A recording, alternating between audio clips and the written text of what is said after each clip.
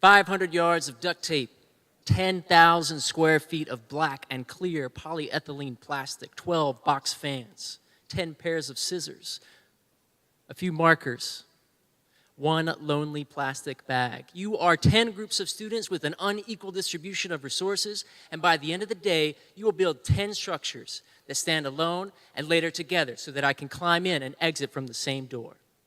These are the directions that I give to 64 students that come from across the state of Tennessee as they embark on an 8-hour journey called Global Village. And what they learn in the process gives me hope for education. And to tell you why, I want to talk about mice. When students begin this process, they have different ideas, multiple perspectives about how they're going to engage in this process.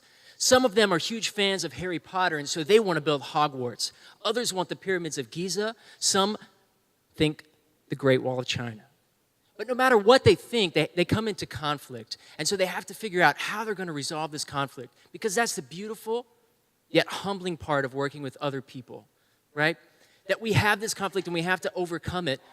These intersection of the many identities that we bring help students to understand how they can go into the real world. When they work hand in hand with other people, they have empathy.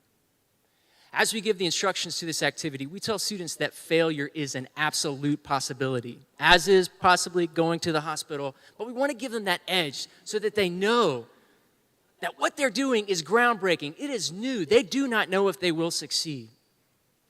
And this is true because no one group has the resources that they need to build these 10 structures. They are interdependent. They must rely on one another in order to make this happen. And so they begin to trade their resources. A pair of scissors for duct tape here. 1,000 square feet of black polyethylene plastic there. Maybe some streamers, maybe some markers. The resources that are important at the beginning are not as important at the end, and vice versa. But when students realize that they are interdependent, something really amazing happens. They start to create these wild visions of what is possible. And they start to realize that it's not necessarily what they can get from other groups, but what they can give the other groups. Throughout this process, we see the theme of change. Not only from the beginning to the end. When they begin, they are very competitive. They want to be the first to have their structure completed. But as they begin to have that first structure go up, they become more collaborative. And they start to think about these other wild visions. How am I going to build this 25-foot tunnel that's going to span from one end of the room to the other to connect this crazy, awesome disco that I found with the Zen Buddhist monastery?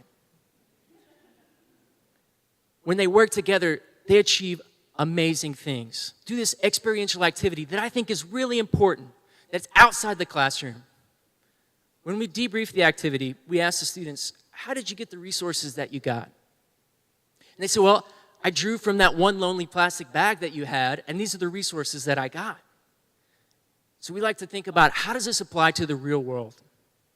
By the lottery of birth, some people have access to education that other people don't, just by their zip code. And so students walk away from this activity challenging what they think about equity and how they can be a part of creating a positive community. I'm the first to say that high standards and rigorous curricula are really important. And I definitely think that those are places in which we should focus. But as we've heard tonight, with all of these changing things in the landscape, it's hard to really focus in on one thing. And that's why I think it's really important that we start to move and think about non-academic student development, things that students will carry with them for the rest of their lives, that will allow them to have success outside of the testing regime, from one year to the next, from 3rd grade to 5th, and from 7th to 8th. It's not an A or it's not a B, it's working with a community. So, sure, it is the duct tape, right, that holds things together in this structure.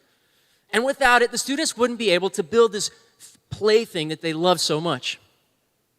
But once we tear down the activity, once we go home, it's not the duct tape that holds us together anymore. It's the teachers and the students and the work that you put in on a Sunday night when you know that Monday morning is going to be rough. It's about thinking outside of the classroom about how you can serve your students every single day in a way that doesn't prepare them for the test that comes at the end of the year, but the one that is the test of life. So I thank you for the work that you've done. And whether it involves duct tape or not, I hope that you will take this idea of mice and move forward to activate change in your community. Thanks.